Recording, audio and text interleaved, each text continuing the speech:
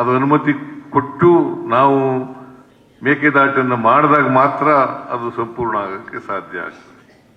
ಅದಕ್ಕೋಸ್ಕರ ಇದನ್ನ ಜನಗಳಿಗೆ ತಿಳಿಸ್ತಕ್ಕಂಥ ಕೆಲಸ ಮಾಡಬೇಕು. ಈಗ ತಮಿಳುನಾಡಿನವರು ಹೋಗಿದ್ರಪ್ಪ, ಅದು ವಜಾ ಆಗಿದೆ. ಇನ್ನು ಮುಂದೆ ಕಾವೇರಿ ನಿರ್ವಹಣಾ ಪ್ರಾಧಿಕಾರ ಅನುಮತಿ ಕೊಡಬೇಕು ಅಂತಕ್ಕಂಥದ್ದು ಆಗ್ಬೇಕಾಗ್ತದೆ. ತಿಳಿಸ್ತಕ್ಕಂಥ ಕೆಲಸ ಆಗ್ಬೇಕು. ಹಾಗಾದಾಗ ಮಾತ್ರ ನಾವು ಮೇಕೆದಾಟು ಏನು ಸಮಾನಾಂತರ ಜಲಾಶಯ ಮಾಡಬೇಕು ಅಂತ ಅನ್ಕೊಂಡಿದ್ದೀವಿ, ಅದು ಈಡೇರಲಿಕ್ಕೆ ಸಾಧ್ಯ ಆಗ್ತದೆ. ಸೊ ಅದನ್ನ ಮಾಡಕ್ಕೆ ನಾವೆಲ್ಲ ಪ್ರಯತ್ನ ಮಾಡೋಣ. ನೀರಾವರಿ ಮಂತ್ರಿ, ಜಲಸಂಪನ್ಮೂಲ ಮಂತ್ರಿ ಇವ್ರ ಕಾಲದಲ್ಲೇ ಇದನ್ನೆಲ್ಲ ಪೂರ್ಣಗೊಳಿಸ್ತಕ್ಕಂಥ ಕೆಲಸ ಮಾಡೋಣ ಅಂತಕ್ಕಂಥ ಮಾತುಗಳನ್ನು ಹೇಳಲಿಕ್ಕೆ ಬಯಸ್ತೇನೆ. ನಾವು ಇನ್ನೂ 2.5 ವರ್ಷ, ಈಗ ಜನ ಮ್ಯಾಂಡೇಟ್ ಕೊಟ್ಟಿದಾರಲ್ಲ, ಇನ್ನೂ 2.5 ವರ್ಷ ನಾವು ಇರ್ತೀವಿ. ಮತ್ತೆ 28ರಲ್ಲೂ ಕೂಡ ನಾವು ಒಳ್ಳೆ ಕೆಲಸ ಮಾಡಿದ್ದೀವಿ.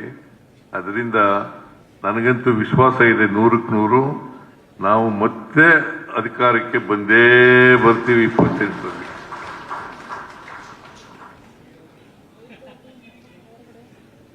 ಅಂತ ನನಗೆ ಸಂಪೂರ್ಣ ವಿಶ್ವಾಸ ಇದೆ.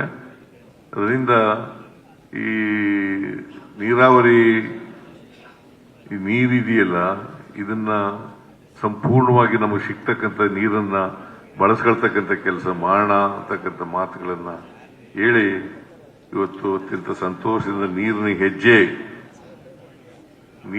ಹೆಜ್ಜೆ ಇದನ್ನ ಅತ್ಯಂತ ಸಂತೋಷದಿಂದ ಬಿಡುಗಡೆ ಮಾಡಿದ್ದೀನಿ. ಜನರ ಮುಂದೆ ಈ ಪುಸ್ತಕ ಇವತ್ತು ಅನಾವರಣ ಆಗಿದೆ.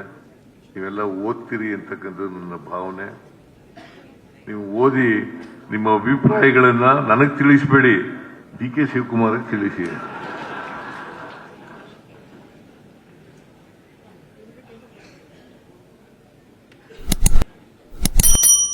ನಿಮ್ಮ ಅಭಿಪ್ರಾಯಗಳು ಏನಾದರೂ ಅಗತ್ಯ ಬಿದ್ದರೆ ಮುಂದಿನ ಮುದ್ರಣದಲ್ಲಿ ಅದನ್ನ ಸೇರಿಸ್ತಕ್ಕಂಥ ಈಸ್ ವಿತ್ ಓಪನ್ ಮೈಂಡ್